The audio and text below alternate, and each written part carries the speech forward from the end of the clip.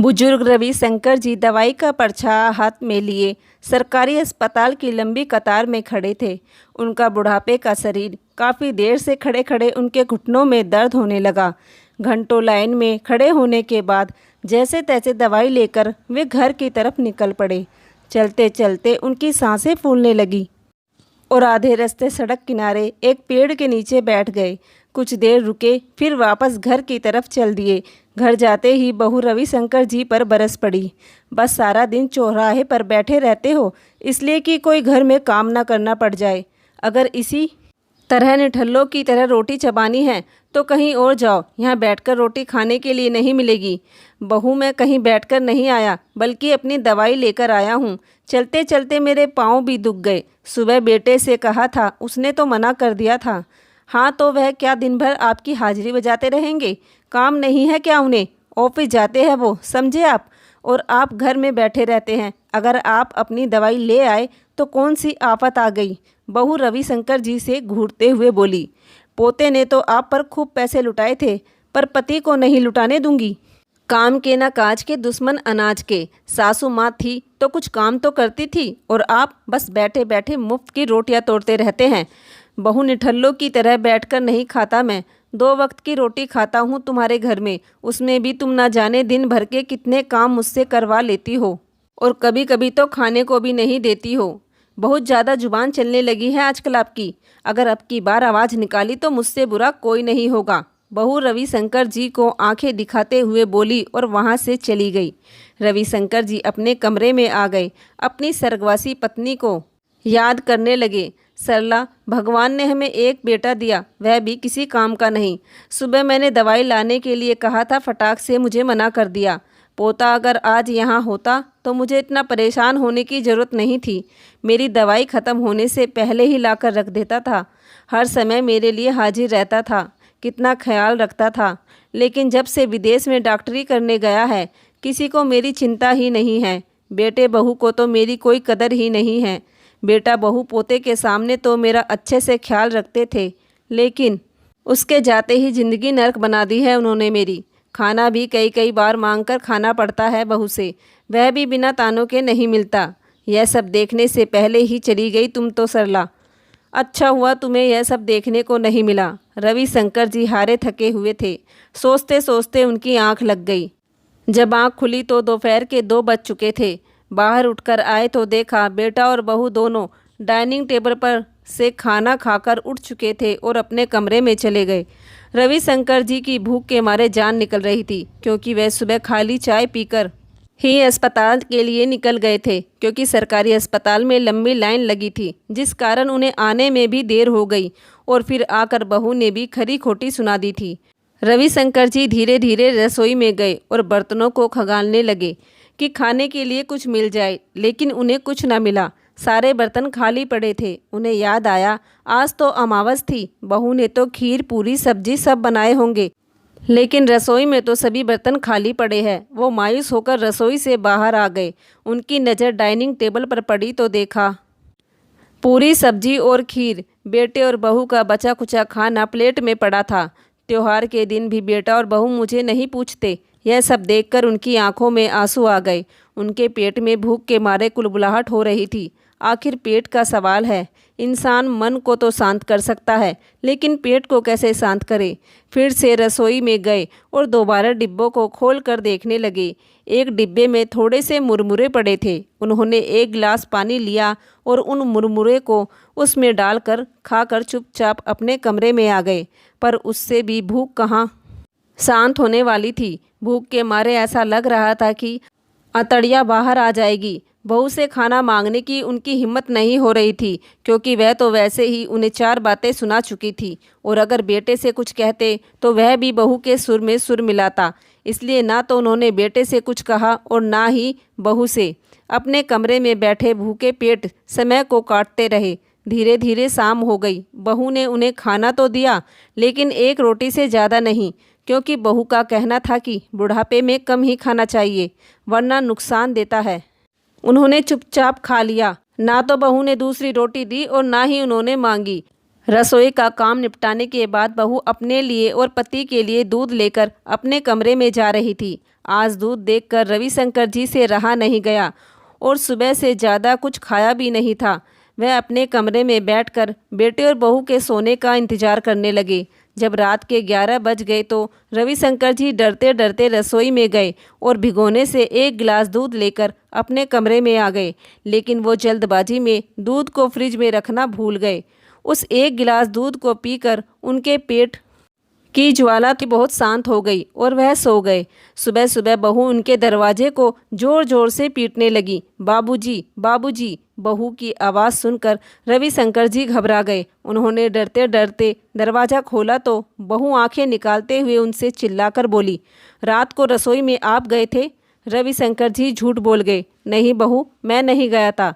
तो फिर दूध का भिगोना फ्रिज से बाहर कैसे आया? रविशंकर जी कुछ नहीं बोले, चुपचाप खड़े हो गए। आवाज़ सुनकर बेटा भी अपने कमरे से आ गया।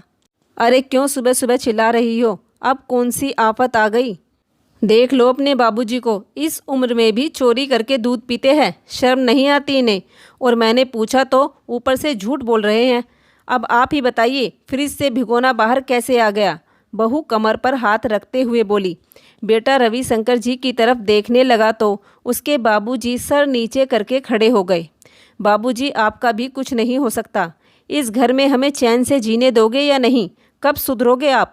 इस तरह चोरी करके खाना छोड़ दो। आपकी वजह से रोज़ मूड खराब होता है मेरा। हफ्ते में एक छुट्टी मिलती है, उसमें भी तुम्हारे यह ड्रामे ख़त्म नहीं होते। आपका कुछ नहीं हो सकता, कहकर बेटा सोफे पर बैठकर अखबार पढ़ने लगा और बहू ने घूरते हुए बोली, अब दूध पिया है, उसकी कीमत तो चुका दो। जाओ जाकर पूरे आंगन में झाड़ू लगा दो। बहू उनके हाथों में झाड़ू पकड़ाते हुए बोली।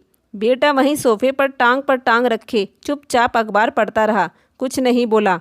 रविशंकर जी ने पूरे आंगन में झाड़ू लगा दी। उसके बाद बहू ने उनसे सारे बर्तन साफ करवाए और फिर हाथ में थैला देकर सब्जी लेने बाजार भेज दिया।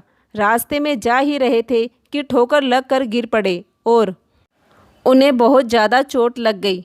वो जहाँ गिरे थे शायद वहाँ लोहे की कुछ चीज़ पड़ी थी, जिससे उनके घुटने में बहुत गहरा घाव हो गया।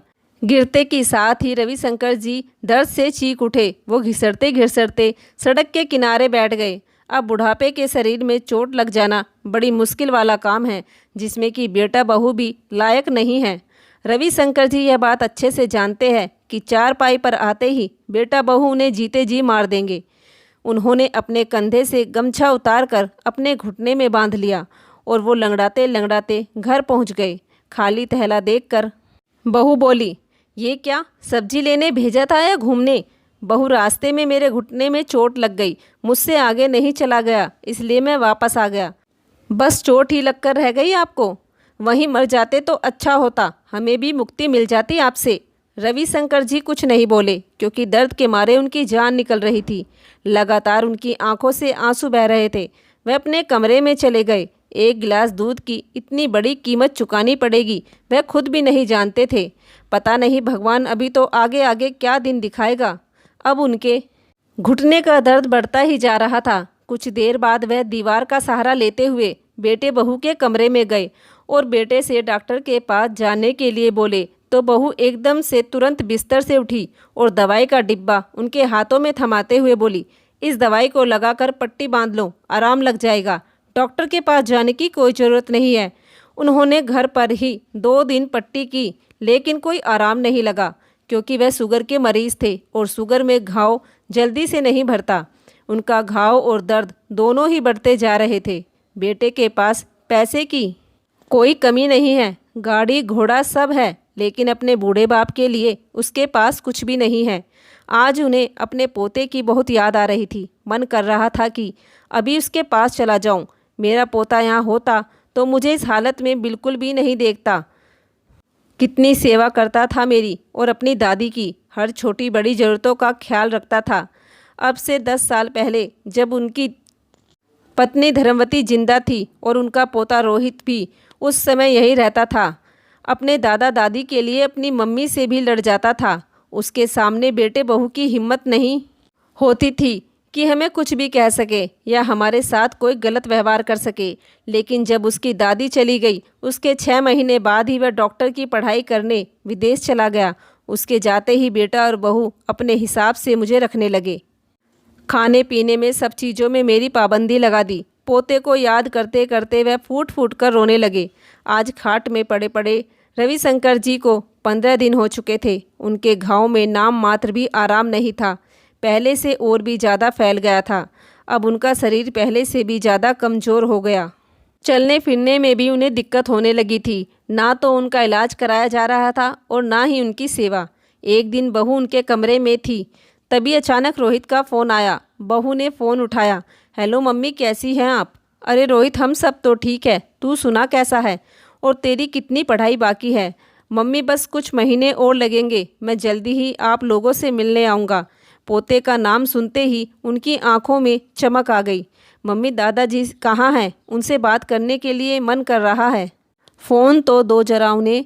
अरे बेटा, तेरे दादाजी तो अभी अभी खाना खाकर बाहर घूमने गए हैं। रविशंकर जी बहू की तरफ हैरानी से देखने लगे। यह क्या मम्मी, जब भी मैं फ़ोन करता हूँ आप यही कहती है कि बाहर है। चलो खैर छोड़ो, जब दादाजी आ जाए तो मेरी बात करा देना। रविशंकर जी बहू से कहते रह गए, बहू एक बार मेरी बात करा दे। लेकिन बहू ने उनके पोते से बात नहीं कराई। उनके पाँव का घाव अब घुटने से नीचे तक आ गया था, लेकिन उनका कोई उपचार नहीं किया गया। एक दिन उन्होंने बिस्तर गीला कर दिया, जिस पर बहू उन पर बहुत चिल्लाई और शाम को आते ही अपने पति से भी खूब लड़ी। आज तुम्हारे बाबूजी ने बिस्तर गीला कर दिया, अब मुझसे बर्दाश्त नहीं होगा।